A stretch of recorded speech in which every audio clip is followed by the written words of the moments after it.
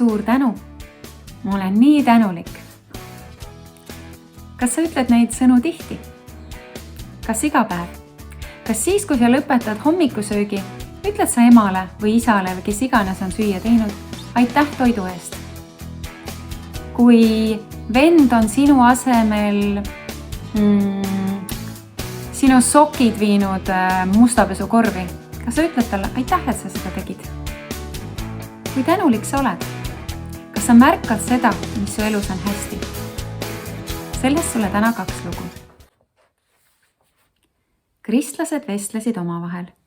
Üks mees kurtis sõbrale oma muresid ja rasket elu. Kui ta viimaks lõpetas, ütles sõber. Ma näen, et mu sõber elab ikka veel Torina tänaval. Ka mina olen seal elanud, kuid see mõjus mu tervisele väga halvasti. Õhk oli saastatud, maja lagunenud ja vesi halva kvaliteediga. Ja sellel tänaval ei laula ükski lind. Olin kogu aeg täiesti tujust ära. Kuid siis leidsin ma kindla elupaiga tänulikkuse puiesteel.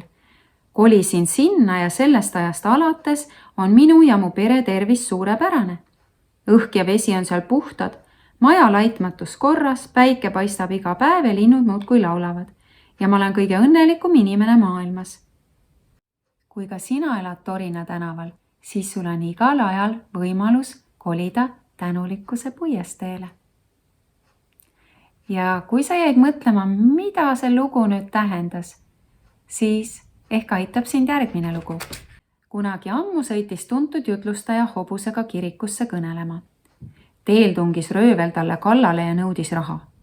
Jutlustaja ulatas rahakoti röövlile ja jätkas rahulikult oma teekonda. Kirikusse jõudes rääkis ta juhtunust, öeldes, et on väga tänulik. Inimesi üllatas jutlustaja tänumeelsus. Ma olen Jumalale tänulik 3 põhjusel, seletas jutlustaja. Ma olen tänulik, et rööviti mind, aga mitte kedagi teist. Teised jäid terveks, teisi ei röövitud. Ma olen tänulik, et ta võttis kõigest mu raha, selle asemel, et võtta minult elu. Ja ma olen tänulik, et mul oli nii vähe raha kaasas. Me võime igas olukorras leida midagi, mille eest olla tänulik. Leia sinagi tänases päevas see, mille eest tänulik olla. Ja meeles, kui midagi on halvasti, siis kõik ei ole kunagi halvasti. Ilusat päeva!